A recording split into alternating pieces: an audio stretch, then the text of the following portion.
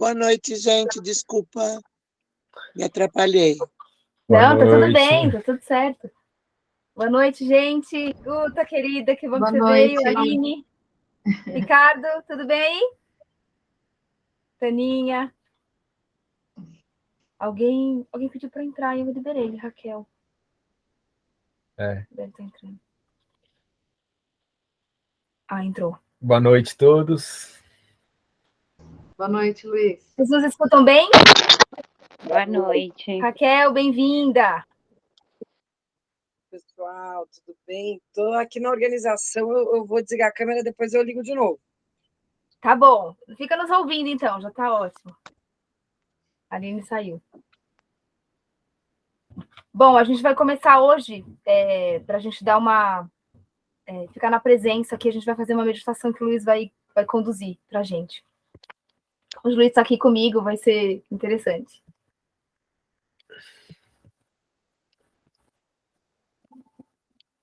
Então vamos procurar manter um lugar para a gente poder ficar sentado, de preferência. Coluna reta. Vou compartilhar aqui uma frequência agora. Ô, Luiz, por que tem que estar sentado? Eu estou deitada com as pernas para cima, meu, desinchando o pé, que eu fiquei o dia inteiro em pé. Então vai deitada, Tânia, não tem problema. Só se entrega para a frequência. Isso. Vamos fechar o olho um pouquinho. Fazer uma inspiração profunda, sentindo o ar entrando pelas narinas, chegando no nosso pulmão, indo até o diafragma, lá embaixo no estômago, enchendo nossa barriga. Solta o ar. Mais uma respiração profunda, inspirando. Expirando.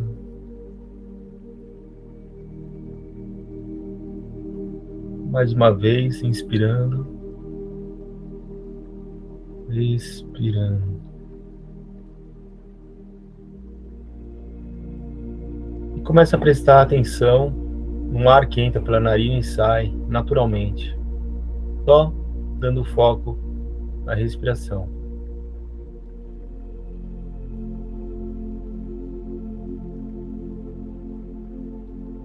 Os pensamentos vão começar a vir. Foco na respiração. Volta para a respiração. Sente o ar entrando pelas narinas, saindo pelas narinas.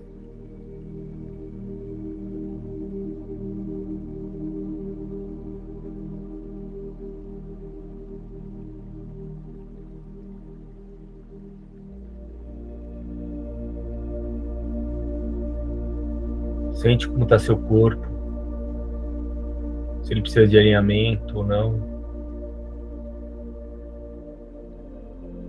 Imagine uma bola de luz dourada entrando pela sua cabeça, indo até a sola dos seus pés, passando pela sua coluna, bacia, seus pés, suas pernas, e chegando lá na sola dos seus pés.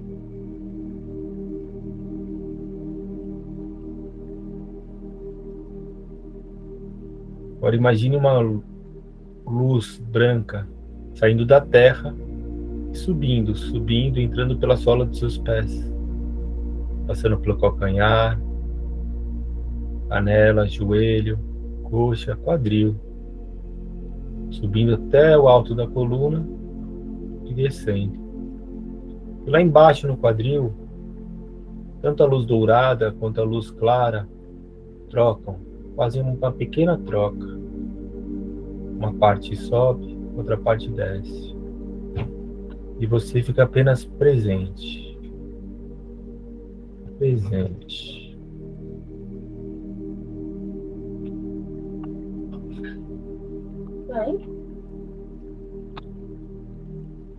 Levemente, cada um no seu tempo, vai abrindo os olhos. vai voltando para esse momento aqui.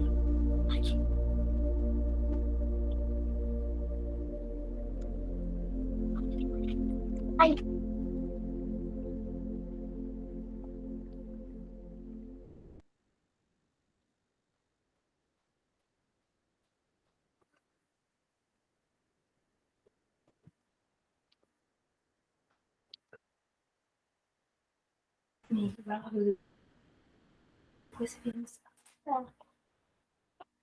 Boa noite, agora, bem-vindos. Todos presentes agora. Agora sim. Gratidão Obrigada. a quem veio, sentiu o chamado e veio mais essa noite. Vocês dois podiam ficar mais pertinho, então eu tô vendo mais a parede que vocês dois, tô vendo metade da Sara e o Luiz inteiro. Aí, Melhorou? Pronto. É melhor ver a Sara inteira e metade minha. Hoje nós vamos falar do capítulo 3. Alguém conseguiu ou ler ou escutar? Só para a gente saber como vocês estão. ó, Para me faltar umas... eu entendi tudo errado, viu, ô Guta? Eu entendi tudo errado, eu acho que eu ouvi umas 6 vezes o episódio 1, episódio 2, episódio 3, aí quando a Sara falou que era capítulo 3, eu falei, mas aí eu fui procurar, falei, nossa, tem um monte de capítulo aqui, mas assim... Ele divide em subcapítulos, né? Cada áudio é um subcapítulo. Então, mas aí eu marquei, mas tá bom também do mesmo jeito. Tá bom. Eu entro lá depois, que precisava. muito impressionante tudo que ele fala. Sim. Desculpa, Gura. Então, eu não quis ouvir o áudio, porque eu sei que daí eu vou deixar de ler o livro. E eu estava atrasada, não tinha lido nada ainda, né? Então, eu estou no meio do capítulo 3. Eu consegui ler o 1 e o 2. Não, tá ótimo. Tá ótimo. Como a gente falou, não precisava, então tá tudo certo. Mas alguém quer compartilhar?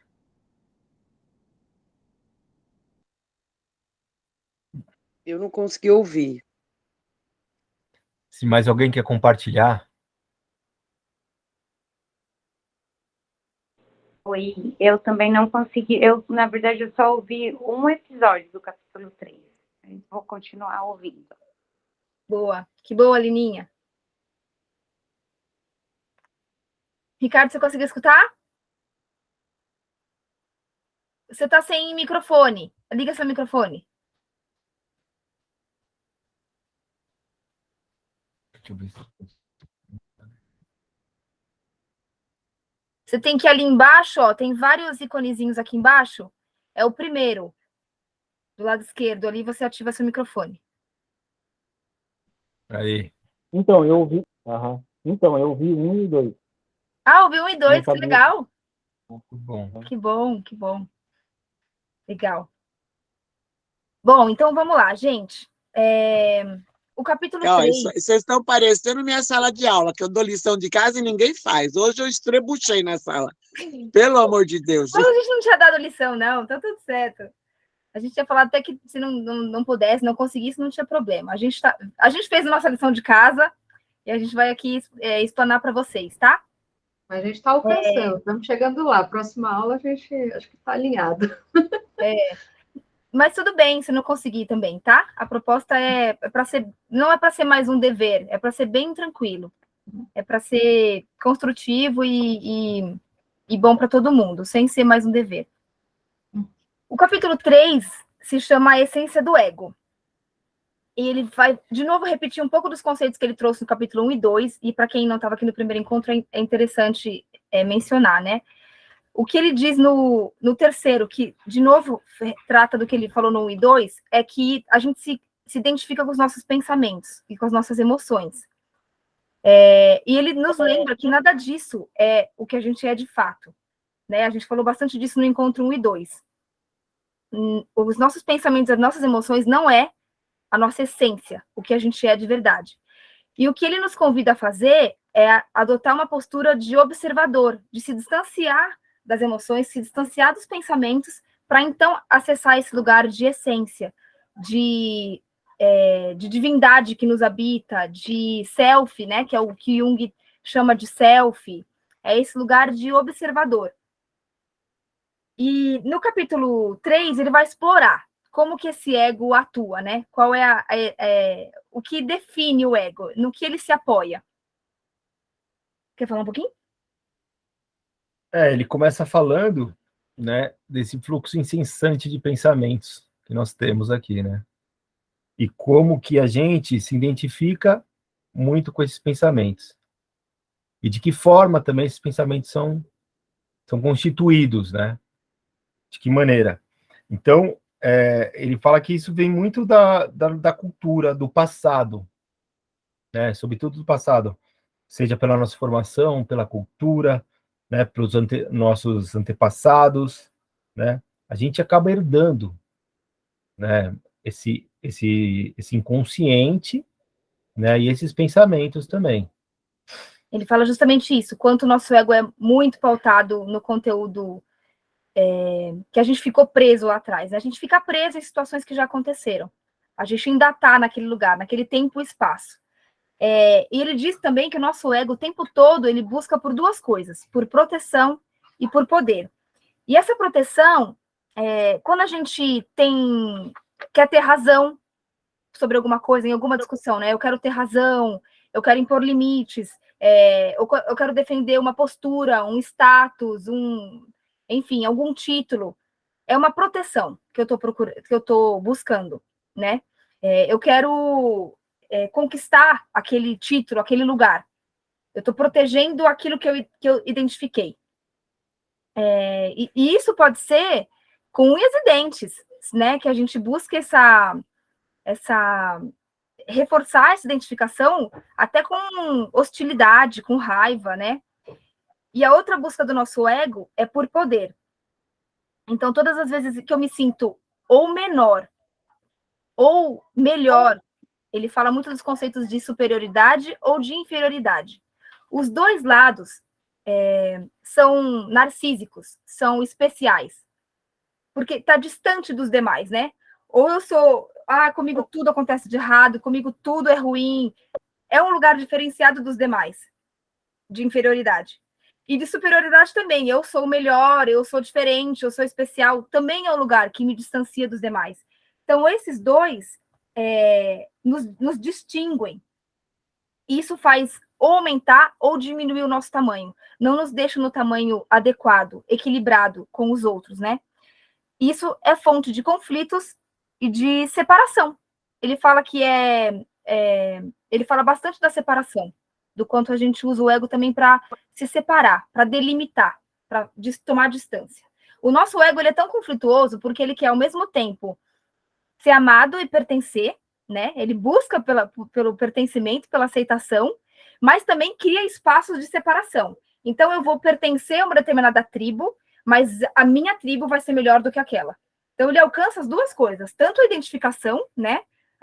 Eu estou protegida aqui no meu cerco, na minha tribo, como também o poder. E aí eu transformo o outro em inimigo, o outro em indiferente, o outro em errado.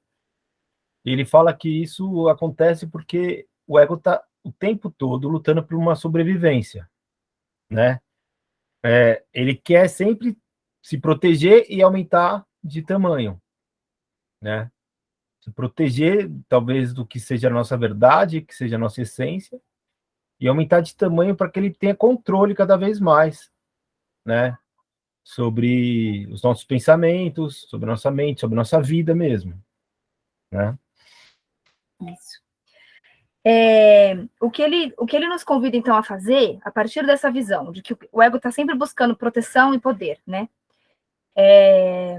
E a gente fica muito sob o véu da ilusão, porque a gente tem que estar muito consciente para reconhecer esses padrões, né? E o que ele nos diz é para começar a observar o outro, porque quem diz muito sobre nós é o outro. Então, aquilo que o outro me afeta, os afetos são uma coisa muito importante, principalmente para Jung, assim. O Jung fala muito da sombra, do afeto, né? Do quanto a gente tem muitos complexos enraizados, né? Então, quem diz muito sobre nós é o outro. E aí, uma das coisas que ele diz para a gente olhar é o quanto a gente se incomoda com o outro, reclama, xinga, grita, perde as estribeiras mesmo, né? E como o reclamar também é uma forma, reclamar, acusar, também é uma forma de eu me distanciar do outro. Porque quando eu reclamo, eu condeno o outro, eu tô de novo maior do que ele, né? E aí o que o Eckhart Tolle fala olha para isso, o que incomoda, porque o que incomoda em você, em geral, é o que você também tem. Aí tem uma parte muito interessante, que ele diz que o que incomoda no outro e que tem na gente, que são os nossos complexos, sombras, aquilo que está, né, no nosso inconsciente, ou é porque eu não consigo ver, ainda não tenho maturidade, ainda não tenho consciência, não tenho todas as condições externas apropriadas para isso, ou eu não quero ver, e eu nego. São as coisas negadas que a gente transforma em... A gente transforma não, né? O nosso inconsciente deixa lá guardadinho na nossa sombra. Tem uma parte muito legal que ele fala assim, que o ressentimento é a emoção que acompanha a queixa e a rotulagem mental dos outros. Né? Então, a gente está preso, ressentir, para mim, traz muito essa ideia de estar no passado. Né? De não estar aqui presente. Né? Ressentir, é sentir algo de novo. Que já sentiu, que não serviu, que você não conseguiu elaborar, e de novo você está ali queixando-se e projetando isso nos outros. Uma coisa que é bem interessante, que ele diz assim também, quando você coloca um rótulo, reclama, condena, deixa ali um nome para, né, para aquela situação, tal pessoa reclamona, né? Falando disso. Tal pessoa é lenta, tal pessoa pode ser até um rótulo positivo, tá, gente? Porque pedestal também é prisão.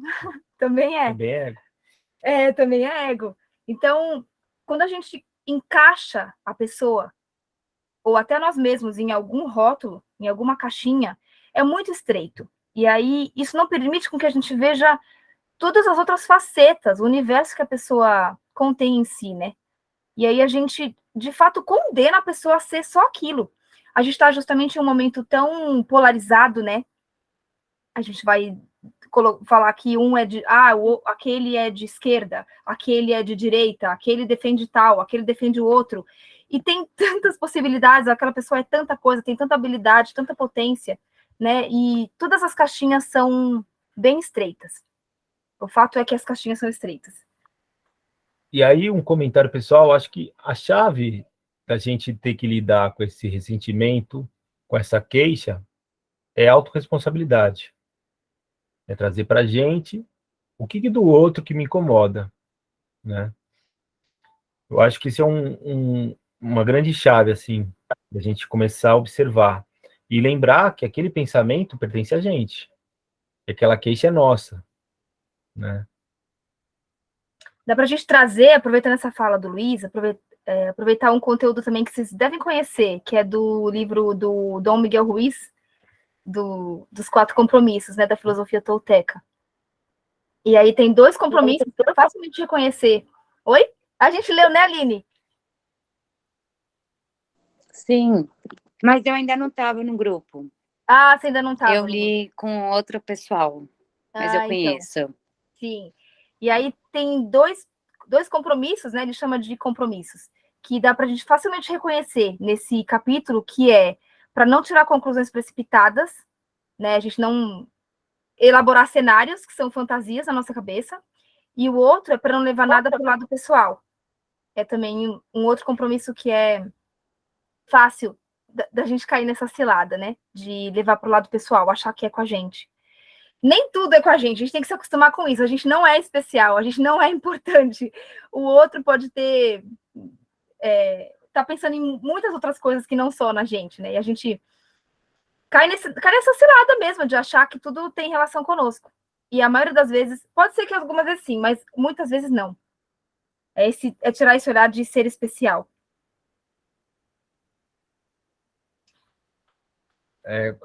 Eu gostei também de uma citação, ainda que a gente está falando disso, que ele fala assim, a maior defesa que a gente tem é a consciência, né?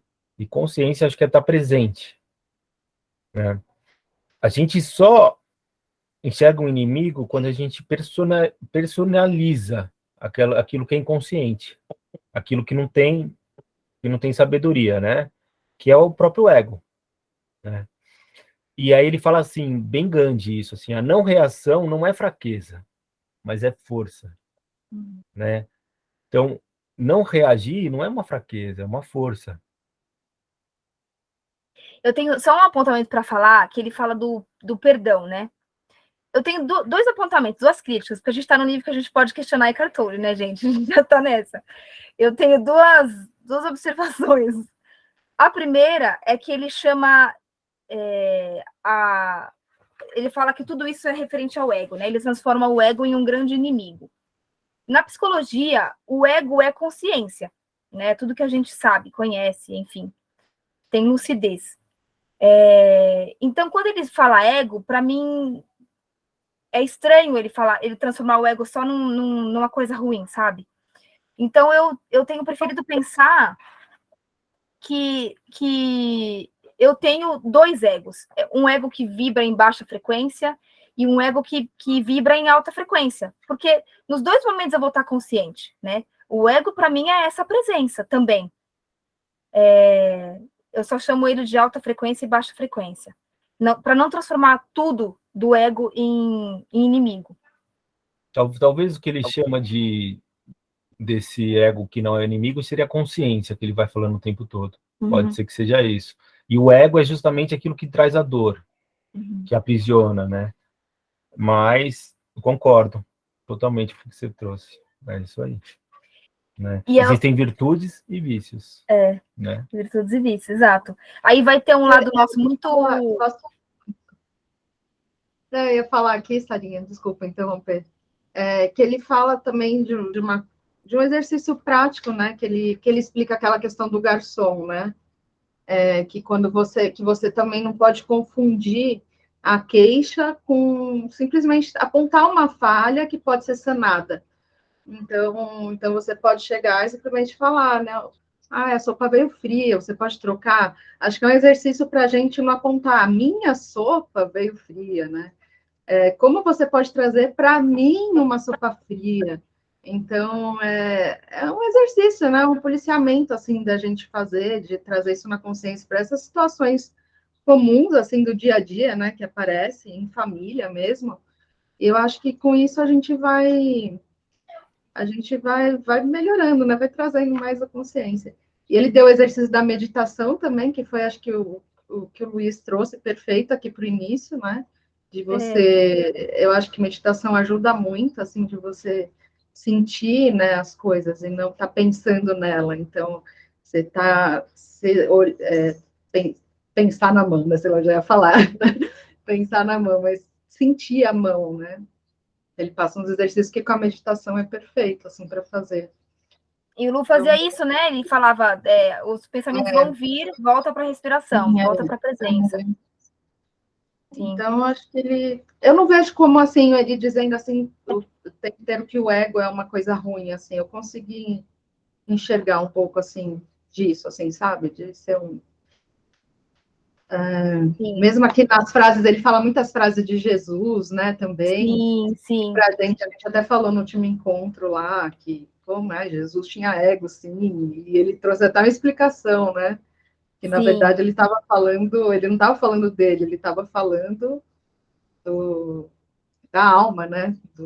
Do ser, né? Do ser, não dele. Tem duas frases nesse capítulo 3 que ele cita de Jesus. A primeira ele fala que Jesus disse, né? Eu sou o caminho, a verdade e a vida, porque, no fundo, o caminho, a verdade e a vida está dentro de nós. Né? O caminho interior. Quando ele fala eu, não era ele, é todos nós. Né? Não era só sobre ele que ele falava. E a outra frase que o Eckhart Tolle também traz de Jesus é que ele disse, negue-se a si mesmo. Né? E aí é esse convite também de olhar para aquela situação e falar, eu não sou só isso, eu não posso me identificar com isso porque eu não sou isso.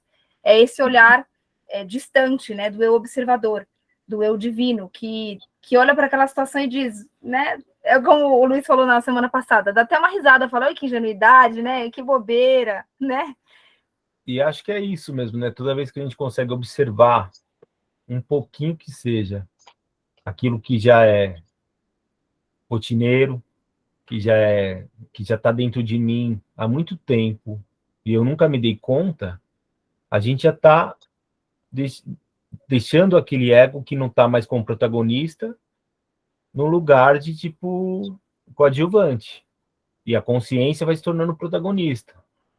Né? Eu sinto isso, assim, se a gente olha para isso, assim, tô aqui sofrendo, nossa, hoje eu estava mal, não estava tão legal assim, estava lá, cheio de coisa. E alguns lampejos eu tinha de me afastar daquilo, e horas eu voltava para aquele lugar. Mas toda vez que eu saía daquilo, bom, ele não estava mais no comando. E na vida da gente, a gente vai fazendo isso, é um treino. Perde força, né? É um treino, e esse treino vai trazendo consciência, vai trazendo mais força pra gente. Né? Eu achei bonitinho um trecho que ele fala também, agora eu não lembro se era no 3 ou no 2, porque eu fui lendo assim, para lembrar daquele Buda rindo, aquele gordinho, né, que tá rindo, assim, para quando você perceber que é o ego, né, que não é você, para você sorrir como o Buda, né, como aquele Budinha. É muito bonitinho. Ele fala até de um princípio, acho que a Nanda, como que é? O não eu? Como chama? A ahimsa? Não, a ahimsa não violência. Anatta, que Buda também falou da noção do não eu. Isso não sou eu. É quando ele fala de Jesus, né? E aí ele fala que esse estado todos nós podemos alcançar. E é exercício diário mesmo, né? Porque a gente pode várias vezes cair na armadilha. A gente vai ter que se relembrar. E aí, o Luiz falou uma coisa bem interessante, assim, do quanto a gente precisa reconhecer, né? Eu sinto que isso é uma percepção minha, assim, com base no livro.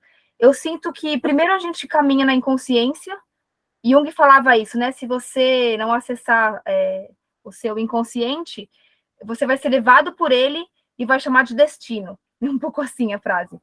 Então, quando a gente começa a tomar consciência, o Rodrigo falou também na outra live, né, Guta?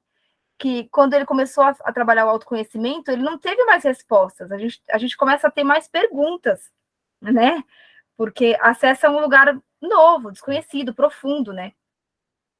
Então, primeiro a gente caminha sendo levado pelo inconsciente, depois a gente começa vai ter lá os turning points, né? A gente vai ter as crises que vão nos levar à busca desse autoconhecimento, da consciência.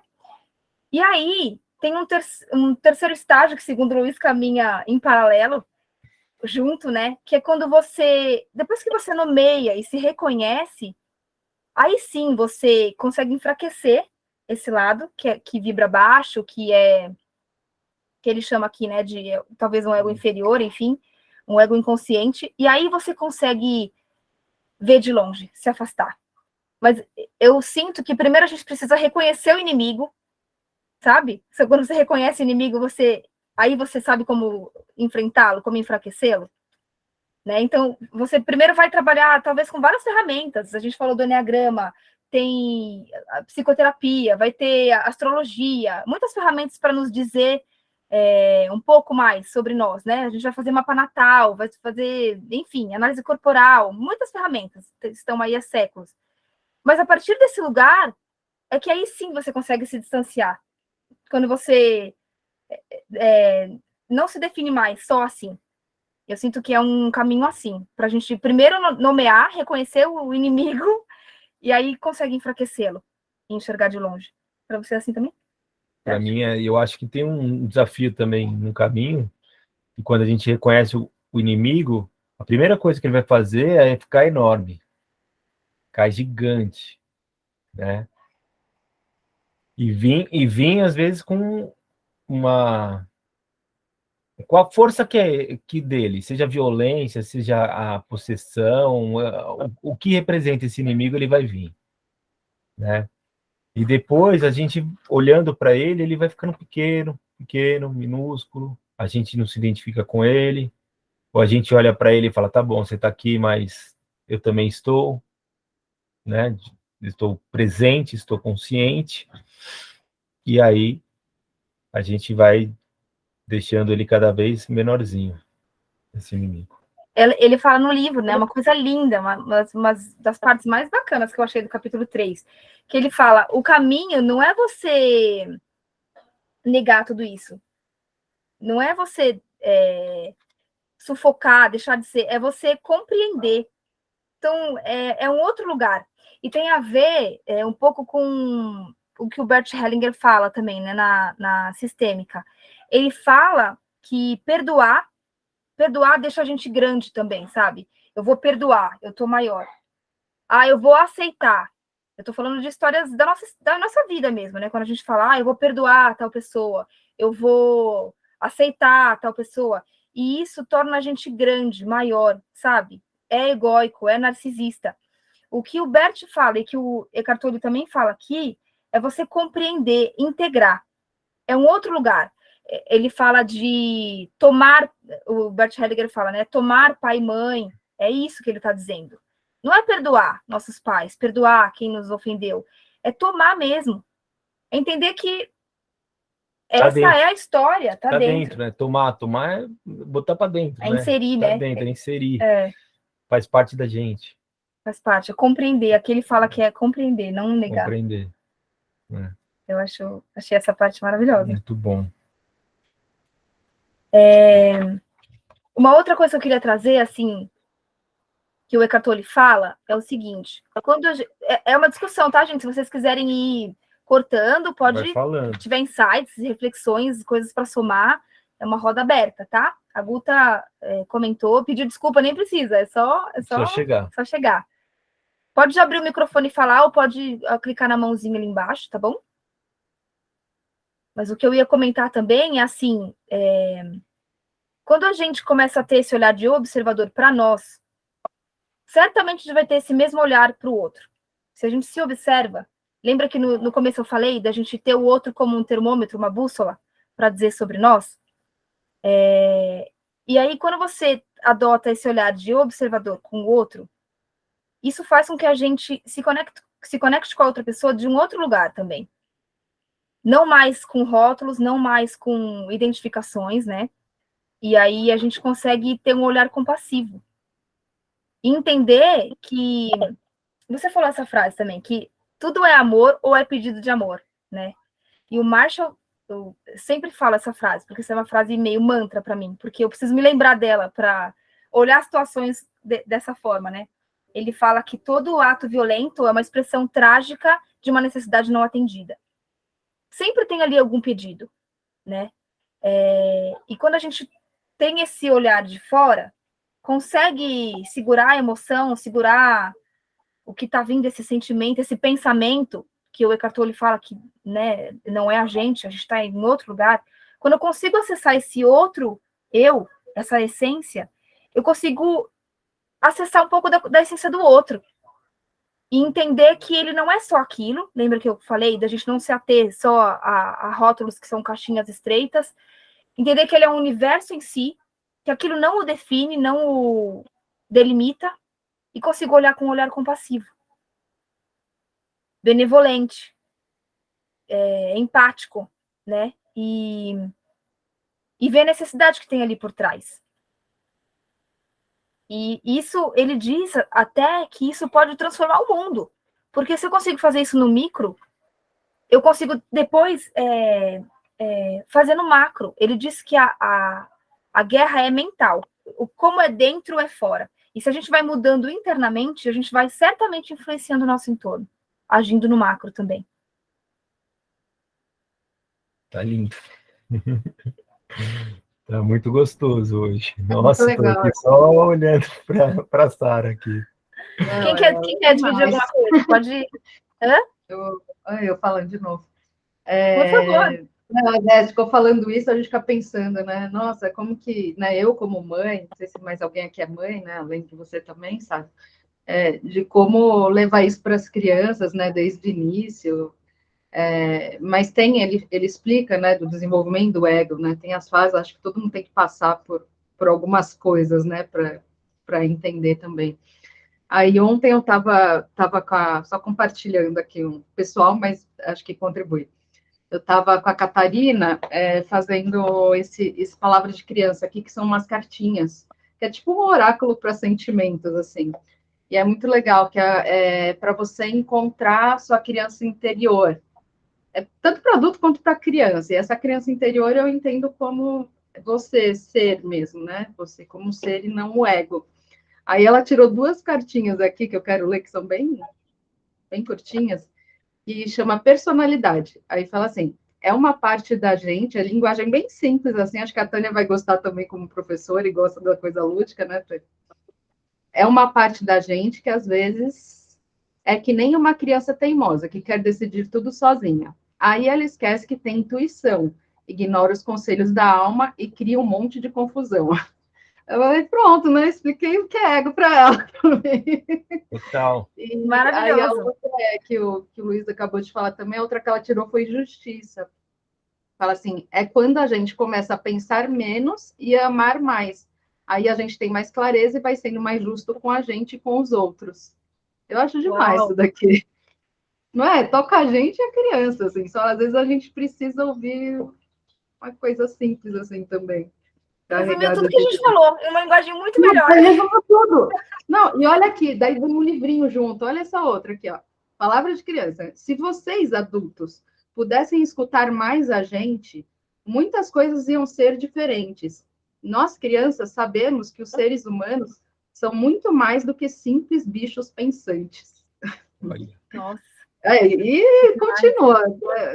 Tudo que a gente fala aqui, tá aqui. É uma graça isso aqui, eu recomendo. Palavra de criança? Palavra de criança. Foi minha terapeuta que indicou, ela fez comigo, daí eu falei, não, preciso ter isso para fazer com as minhas filhas. Ela trouxe para mim, adulto. Né? Às vezes a gente precisa simplificar essas confusões que a gente faz, como se fosse uma criança mesmo, né? Sim. É verdade. Eu sei que você vai gostar, Sara, das crianças. Eu vou amar. Você sabe, né, Guta? Você já me conhece. O Guta... Não, e tem outro, e tem um da Eckhart Tolle, que é O que Aprender com Cães e Gatos. Nossa. Do Eckhart Tolle? Sim. Não conheço não, vou ler esse aí. Cadê? Eu tô ali na sala. O Rô tá aqui trabalhando, ele não conseguiu participar. Mas é lindo também, fala disso, de o que aprender com os animais, essa coisa da presença. É lindo, é meio grandinho até, mas eu tô lendo com as meninas também. Mas é pra gente também, é perfeito. Sim. É lindo, é ilustrado. É dele. Sim. É dele também. Ai, que bom que você trouxe essas referências, muito bom.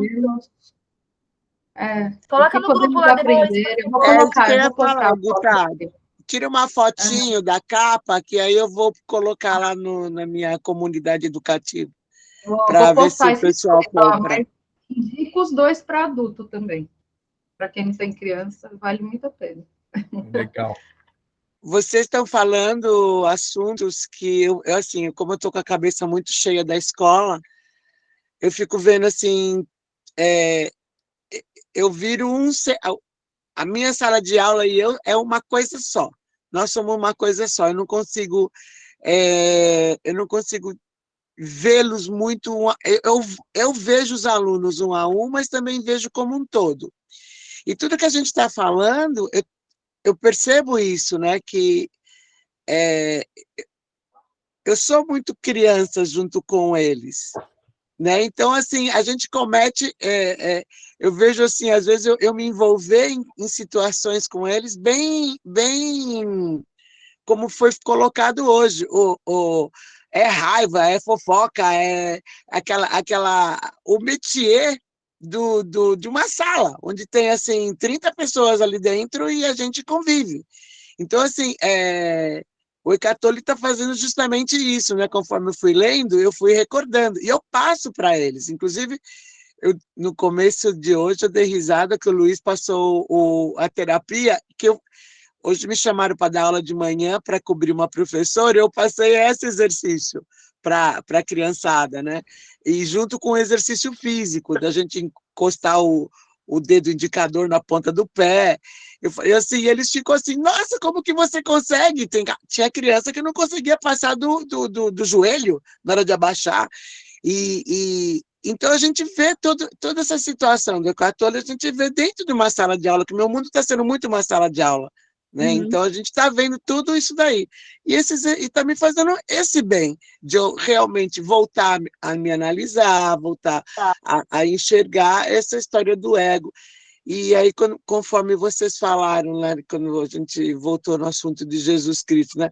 Então, em tudo tem ego, assim, eu realmente não critico, né? Que nem você colocou, Sara, que você fez 2 críticas um pouco negativas a ele quanto a isso do ego, mas assim, é impossível, enquanto nós, homo sapiens, tirar isso da gente. Nós podemos homogeneizar, eu uso muito a palavra cristianizar, né?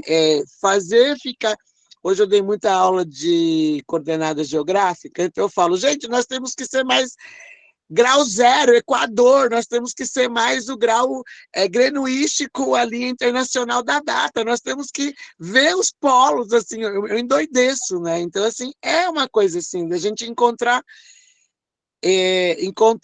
o marco zero em tudo da gente, né? Eu estou passando essa fase de eu tudo faço ficar muito grande. E aí eu tenho que me consertar, porque tem um monte de gente à minha volta, é uma sala de professores, então eu estou constantemente fazendo esse exercício.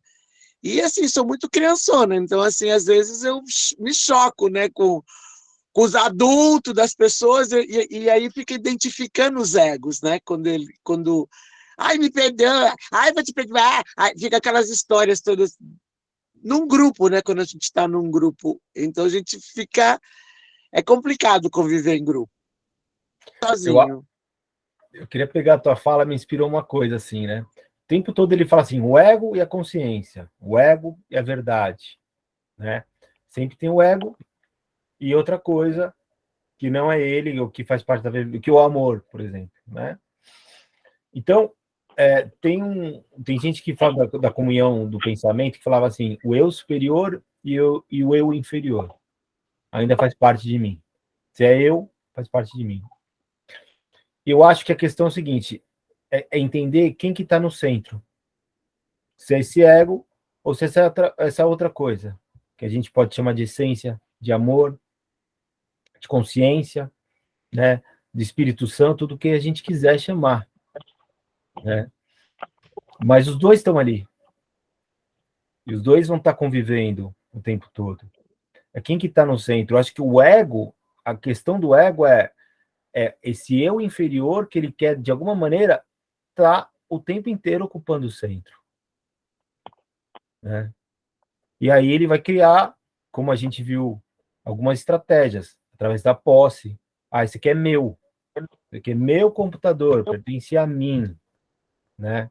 Então, se quebrar, tá quebrando um pedaço meu. Tá quebrando, nossa, vai ser uma coisa muito ruim. Vai me fazer muito mal, né? Enquanto, se ele não tá no centro, se quebrar, bom, quebrou. Eu vou tentar reparar de outra forma, né? Não, eu não me quebrei, quebrou o computador, né? Então, acho que essa colocação sua, Luiz, é aquela da gente tirar o eu da reta. Literalmente é isso. Mas assumindo a responsabilidade dessa vez. Eu estou lidando com uma classe de 10 anos, 10, 11 anos, assim, essa puberdade, então, assim, eu enxergo muito isso. E quando eu enxergo isso, eu consigo enxergar eu. Né? Eu consigo ir me consertando, por assim dizer, né? Me espelhando na criançada. Você falou também de uma coisa bem interessante, que é o quanto isso se avoluma, cresce, né? Eu vou trazer um trecho aqui do capítulo 3 que fala o seguinte: provavelmente nos converteremos na própria coisa que estamos combatendo. Lutar de modo inconsciente pode nos levar à inconsciência. Existe a possibilidade de que a inconsciência, esse comportamento egóico desajustado, nunca seja vencido pelo ataque. Porque mesmo se a gente derrotar essa inconsciência, né, ou ela vai se transferir para nós, ou esse adversário reaparecerá em um novo disfarce. A gente fortalece tudo aquilo que combate e as coisas que a gente resiste, persiste. Então, não é resistindo, não é atacando, não é combatendo. Isso me faz lembrar uma frase que eu li há um tempo, que a gente não combate escuridão, a gente acende uma luz. Então, é isso, é a gente tomando consciência, porque luz é consciência. Então, não é negando, não é dizendo que, como a Tânia falou, né? Então, não vou me identificar com mais nada, é você acendendo luzes. E isso vai clareando, de fato. Não é combater, mas é compreender, como a gente falou, e trazendo consciência aos poucos.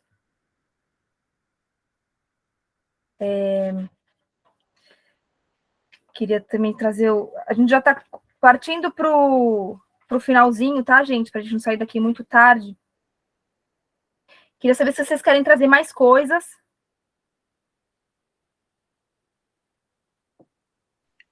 A inconsciência. A gente está, acho que, meio superficial. Tem uma coisa que eu quero trazer, sim. A inconsciência é complicado lidar com a inconsciência, porque ela não está visível. Né? Então, assim, é interessante porque eu também hoje dei um exercício isso da inconsciência. A minha escola é no meio do mato, e eu estava aplicando justamente isso. Aí eu falei assim, vocês estão ouvindo os passarinhos? Aí todo mundo ficou quieto, porque eu estava aplicando aquela coisa do aqui e agora. E aí só ficaram falando dos passarinhos. Eu falei, e a realidade? E vocês estão atentos à realidade? Vocês estão respirando? Aí todo mundo começou a respirar. E falei assim, então quando vocês estão respirando, vocês não estão ouvindo o passarinho? E fiquei jogando com eles. Eu vi que a cabeça deles assim, eles ficaram meio doidinhos hoje de manhã comigo. Assim. Foi uma oxigenação com esse aqui agora, assim, né? Então, assim, eu me diverti muito com eles hoje. Então, buscar a inconsciência. Acho que a gente podia explorar mais, não sei se na outra semana ou agora. O que vocês... Fala o que você ia trazer. Eu ia falar uma coisa primeiro, assim, né? É isso que você falou, Tânia. Ele fala assim, a consciência é o poder oculto no momento presente. A consciência é aquilo que está oculto nesse momento aqui. Então, quando você falou, vocês já observaram o passarinho? Fala, Ricardo. Oi? Você falou alguma coisa? Não fui eu. Não? É que o teu microfone está ligado, então qualquer barulho que acontece, Ricardo, a gente dá atenção para você. Acho que você vai falar. Termina o que você Deixa eu desligar aqui. E aí, olhando para essa luz da consciência, né? Essas sensações, pensamentos, sentimentos, né? Que vêm, que vão, né? Tem algo que é importante que a gente entender que isso é relativo. E depois ele conta uma história que é muito, muito legal. Ele estava num parque com um amigo dele e tinha uma placa assim, cuidado, estrutura instável. Aí ele falou assim, isso é um sutra para a vida. Todas as estruturas são instáveis, né? O ego é instável, a consciência é instável. Não tem estabilidade nessas estruturas. Elas estão sempre transitando, né? Então, o que acontece? Acontece quando eu me identifico com uma delas. Ou com a consciência, então eu sou iluminado, eu crio um novo ego, né? Crio outro ser ali cristalizado, ou eu sou isso, eu sou assim, eu não vou mudar. Também é outra forma de ter essa estabilidade. Tudo que é estrutura é instável. A gente tem que olhar para essas estruturas de forma instáveis. É um chão de areia, né? Porque se a gente se apoia em coisas que são efêmeras, Buda já dizia isso. Uma das grandes verdades, as nobres verdades de Buda é essa: tudo é impermanente, né? E se a gente se apoia interessante, Sarinha, colocando entre o que você falou e o Luiz, a brincadeira que a gente faz. Mas você não é o mesmo de há um segundo atrás, nem o Rio é o mesmo? Né? Então isso é bem legal, assim, a impermanência da história. Pandemia foi um grande exemplo disso, né? Quem estava lá identificado com, enfim, o seu casamento, com onde morava, com onde trabalhava, né? Quem é a pessoa sem tudo o que ela se apoiava, que era efêmero, que era instável e que foi levado, né? E aí é um reencontro de si, de fato, né? Porque é o modo de você perceber que você não é isso, porque tudo isso se vai e você permanece e se reencontra. A gente vê tantas pessoas com histórias tão desafiadoras, né? E elas conseguiram lá pegar os caquinhos do chão e se reencontrar. Então elas não eram aquilo. Não eram, porque você se reencontra com a sua essência verdadeira. Quem você é de fato permanece, né? É o que o Eckhart Tolle fala aqui, que Jesus chamou de vida eterna. Essa é a vida eterna, a essência não morre. A vida eterna, tão mencionada, é essa que já nos habita. Quer complementar? Quero. Ele fala como que a gente também projeta, né? Às vezes, o nosso querer no outro. E ele fala isso através das pessoas famosas. Como a gente se identifica, às vezes, com aquela pessoa que tem fama, ou com aquele Instagramer. E aí, a gente cria uma imagem ali que a gente queria ser. E essas pessoas, ele fala até, as pessoas que são muito difíceis de poderem ser quem elas são. Porque elas estão com uma imagem ali que está projetada. E projetar imagem a gente faz o tempo todo. Né? O tempo todo a gente projeta imagem em tudo que nos cerca. Uma vez eu estava num templo budista e o Lama Michel estava contando uma história de um lama que já fez a passagem com o Lama Ganji, que morreu em 2020, que estava contando sobre a japamala. O que difere um lama de uma pessoa? Japamala é um instrumento que a gente usa para fazer como se fosse um terço, mantras, né? E aí ele fala assim, o que difere, né, uma pessoa como um discípulo de um lama? O discípulo vai ter isso aqui como algo sagrado. Ele vai estar lá, nossa, não pode tocar no meu negócio, deixa eu guardar ele aqui, vai tratar. Já o lama, ele vai tratar isso como algo sagrado, mas tudo é sagrado para ele. Então, se ele precisar de um porta-copo e quiser transformar isso aqui num porta-copo, para aquele momento da necessidade dele, aquilo é sagrado. Então, se torna um porta-copo. Se ele quiser transformar em outra coisa, ele vai transformar. Então, possibilitar ver as coisas de outra forma, sem propriamente dar o sentido original para aquelas coisas, também é outra forma. A gente pode, falando de jeito simplista, assim, né, de coisas materiais, não é tão fácil, mas a gente pode fazer isso com os pensamentos, pode fazer isso com as pessoas, né, de dar outra forma, de enxergar elas de infinitas possibilidades. Acho que quando eu falo não tire conclusões, é porque existem infinitas possibilidades. Naquele momento é você que está projetando uma possibilidade naquela pessoa, mas tem inúmeras. E sabe por que não é fácil? Porque ele fala assim, ó, no livro, que todo mundo aqui nessa sala e no mundo deseja paz. Não tem ninguém que não queira paz. Mas tem algo dentro de nós que pede o conflito, que pede o enfrentamento, que pede para defender esse espaço, esse status, esse lugar, essa tribo, tudo isso com que eu me identifico, sabe? Identidade, exato. Então tem alguma coisa que quer proteger aquilo, sabe? Tá ligado lá aquilo que a gente falou no começo, de proteção, de pertencimento, né, de separação, enfim. Então tem algo em nós que é muito forte na defesa do que a gente acredita, daquilo que a gente identificou. E muitas vezes muito mascarado pelo medo. Ele fala que o medo é o que basicamente conduz o ego, é o medo, por raiva, por hostilidade, e que o grande antídoto para isso é a consciência. E às vezes a gente fica pensando assim, nossa, consciência então é estudar bastante, é estudar. Na verdade, o que ele chama de consciência é atenção plena. A estar aqui no presente. Porque ele diz que o presente, como é que ele fala? O maior inimigo do ego é o presente. O presente é o grande antídoto para isso. E aí, a presença é isso. Eu entender a diferença entre o que está acontecendo agora e o que é a minha vida. É situação de vida versus vida, sabe? Nesse momento, posso estar passando por um desafio. Aliás, na minha situação de vida, posso estar passando por um desafio. Mas agora, nesse momento em que eu estou aqui com vocês, tá tudo bem. Tá tudo bem. O meu presente agora tá tudo certo. Posso ter amanhã conta para pagar, posso ter coisas para resolver, posso ter tido transtornos ontem, mas hoje, aqui e agora, tá tudo bem. E às vezes a gente fica preso ou no passado, que é a memória, ou no futuro, que é a projeção.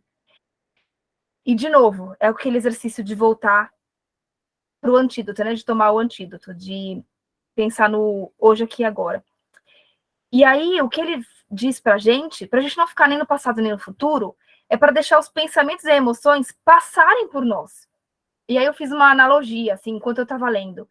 Em vez da gente ser jarro que segura, sabe? A gente falou das águas na semana passada, né? De como as emoções eram águas e que a água não tem forma.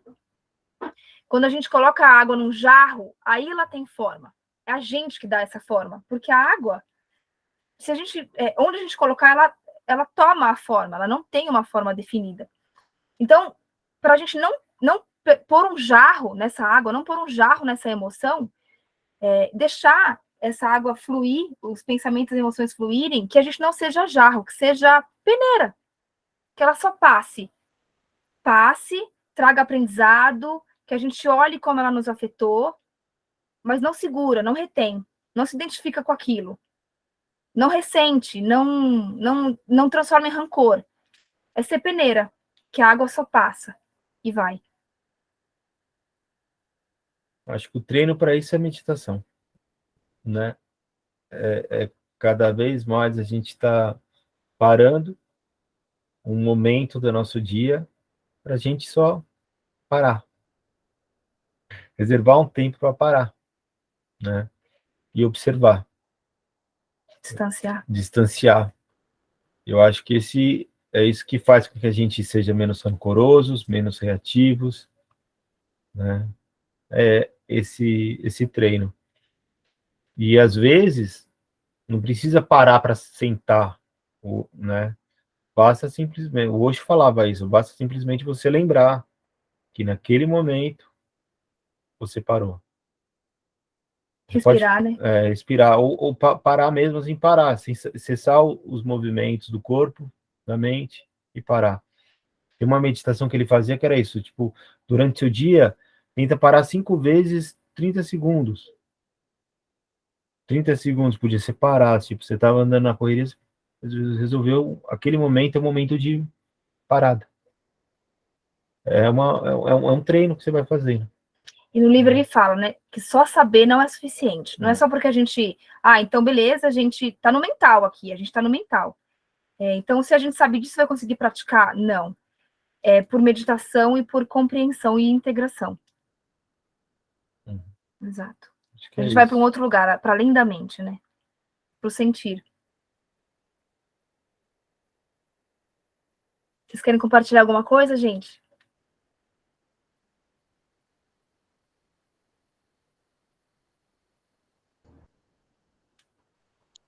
Acho que está dando a hora.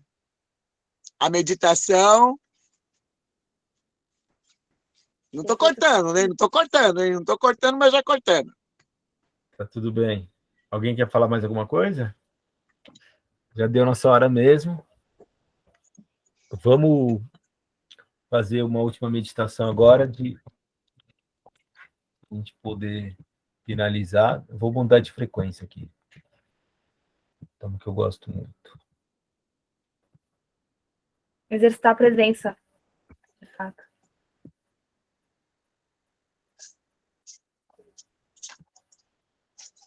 Helen Hansel was able to win any competition she took part in. She was known as the contest queen.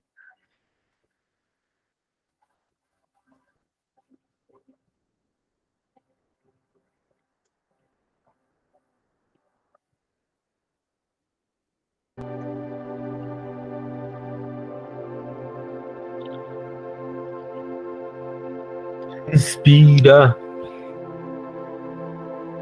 Expira.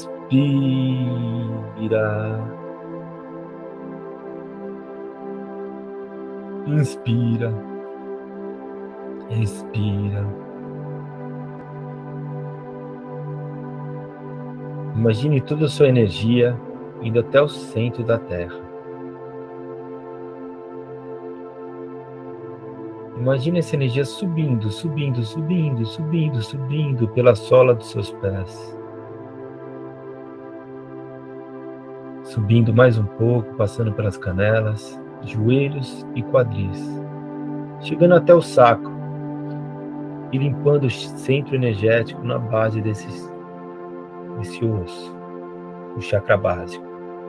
E vai limpando, limpando, limpando, limpando, limpando, limpando. Levando embora apegos que estão nesse campo. E vai subindo mais um pouco. Limpando agora o chakra do relacionamento. Um pouco abaixo do umbigo. E vai limpando, limpando, limpando, limpando tudo. Trazendo um novo jeito de se relacionar.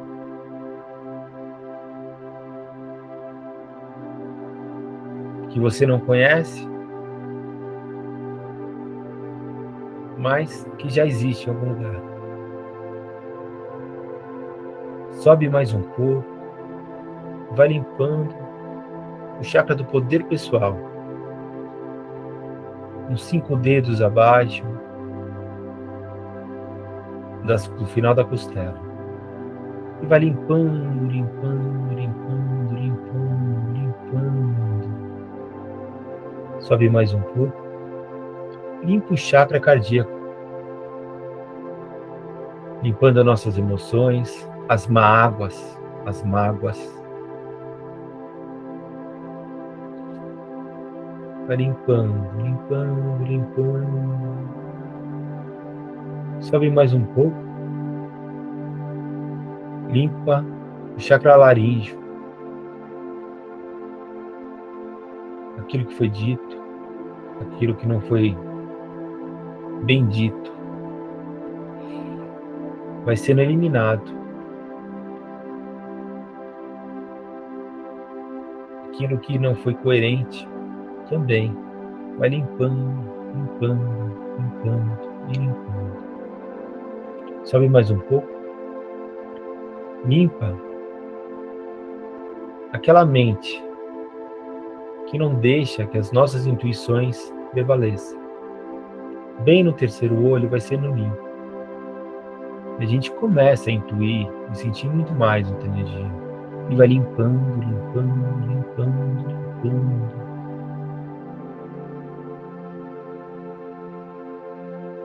E chegamos na coroa, em cima da nossa cabeça. Onde é limpo tudo aquilo que é crença, que nos prende e não deixa que nos conectamos com a nossa essência, com o nosso eu superior. E vai limpando, limpando, limpando, limpando, limpando, limpando. E a gente imagina uma bola de luz dourada que se expande e toma todo o nosso corpo.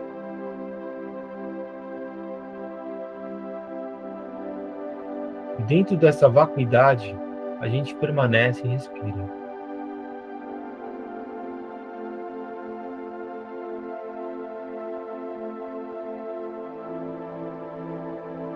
Esse é o momento presente.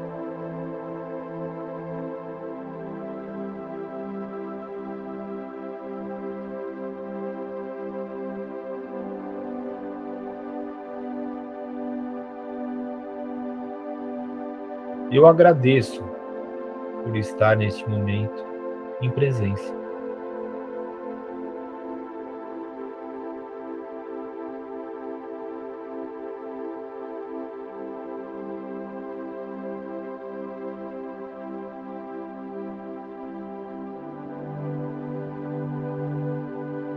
Cada dia mais,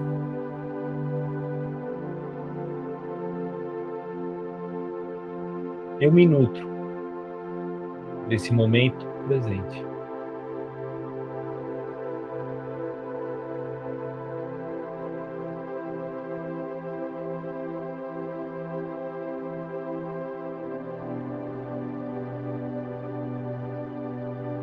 A gente agradece por estar aqui nesse momento, nesse tempo e espaço, sentindo o nosso corpo alinhado, e voltamos para que a gente tenha uma boa noite de sonhos lúcidos. Que assim seja.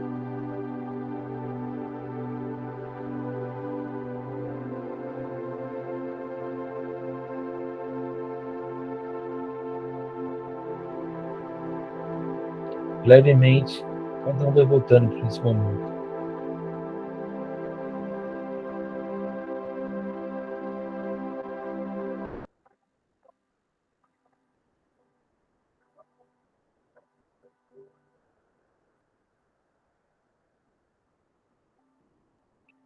Vocês estão ouvindo a gente bem?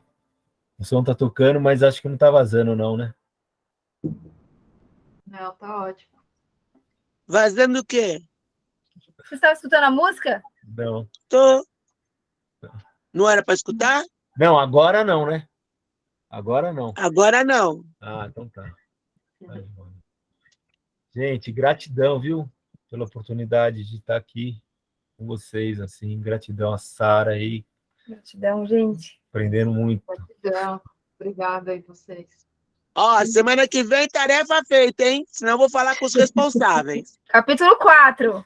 Isso. Senão vou anotar na agenda. Que vocês consigam exercer presença e encontrar esse eu observador, se distanciar das situações, para não reagir, agir. Vou precisar praticar isso, porque às vezes dá vontade de dar um tapa na orelha do pessoal lá, que não é fácil, não. Dá. Voadora. Gratidão, gente. Obrigada, gente. Por mais Boa noite. compartilha. Deus abençoe a todos. Amém. Vocês também. Beijo.